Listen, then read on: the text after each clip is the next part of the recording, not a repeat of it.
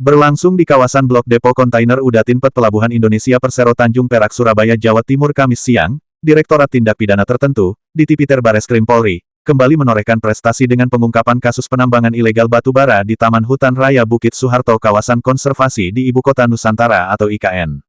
Selain menetapkan 3 tersangka, polisi juga menyita sekitar 351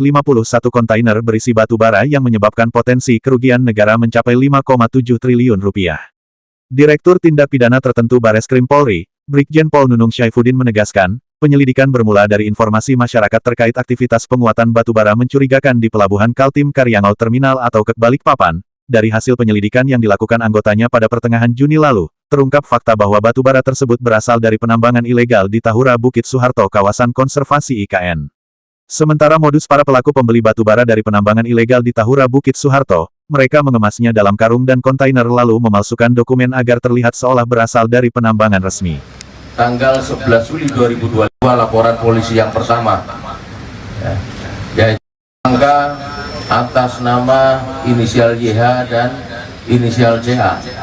yakni dengan membeli batu bara dari hasil kegiatan penambangan ilegal yang berada di kawasan konservasi Taman Hutan Raya Bukit Soeharto, Kecamatan Samboja, Kabupaten Kutai Kartanegara, Provinsi Kaltim. Kemudian dikumpulkan dalam stok room untuk dikemas menggunakan karung, lalu dimasukkan ke dalam kontainer dan kemudian diangkut menuju Terminal Pelabuhan Kaltim Karyangau Terminal KKT. Setelah berada di Terminal Pelabuhan, kontainer batubara tersebut diberikan dokumen resmi dari perusahaan pemegang usaha produksi IUK sebagai salah satu syarat untuk mengirim batubara. Dokumen tersebut digunakan seolah-olah, ya, ini perlu digarisbawahi bahwa dokumen tersebut digunakan seolah-olah batubara tersebut berasal dari penambangan resmi atau pemegang IUK. Sementara itu Direktur Pembinaan Penguasaan Batubara Kementerian ESDM, Surya Herjuna mengapresiasi kerjasama antara Kementerian ESDM dan Bareskrim Polri, sesuai dengan Astacita Presiden Prabowo Subianto, terkait illegal mining untuk meningkatkan penerimaan negara dari sumber daya alam termasuk pertambangan batubara. Untuk mengelola sumber daya alam, terutama khususnya batubara yang ada di Kalimantan Timur ini bisa dioptimalkan sedemikian besar, karena kita memiliki cadangan batubara tidak terlalu besar, sehingga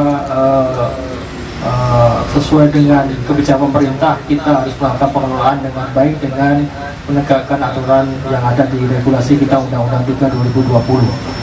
Bapak Ibu sekalian, rekan-rekan wartawan,